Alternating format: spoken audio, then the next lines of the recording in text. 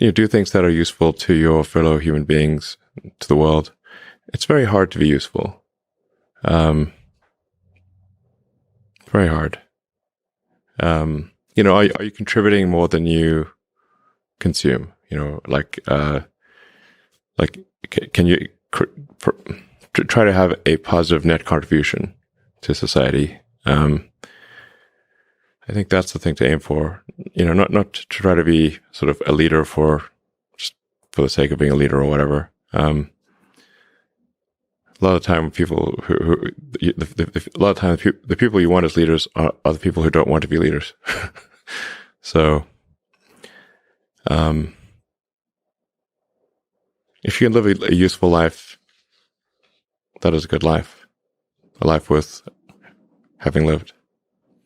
And like I said, I would encourage people to use the mental tools of physics and apply them broadly in life. They're the best tools. But I'd encourage people to read a lot of books.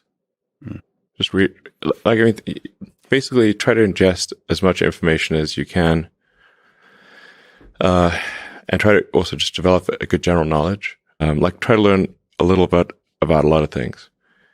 Because you might not know what you're really interested in. How would you know what you're really interested in if you at least aren't doing a peripheral exploration of broadly of the knowledge landscape? Learn about things somehow. So reading a broad range, just really read it. At one point when I was a kid, I read through the encyclopedia. So that was pretty helpful. And there are also things I didn't even know existed. So if you have a zero-sum mindset, then the only way to get ahead is by taking things from others. If the pie is fixed, then the only way to have more pie is to take someone else's pie. But this is false. Obviously the pie has grown dramatically over time, the economic pie. So in reality, you can have so overuse this analogy. You can have there's a lot of pie. Yeah, pie is not fixed. Yes. So you really want to make sure you're not operating without realizing it from a zero-sum mindset, where the only way to get ahead is to take things from others. Then that's going to result in you trying to take things from others, which is not good. It's much better to work on adding to the economic pie.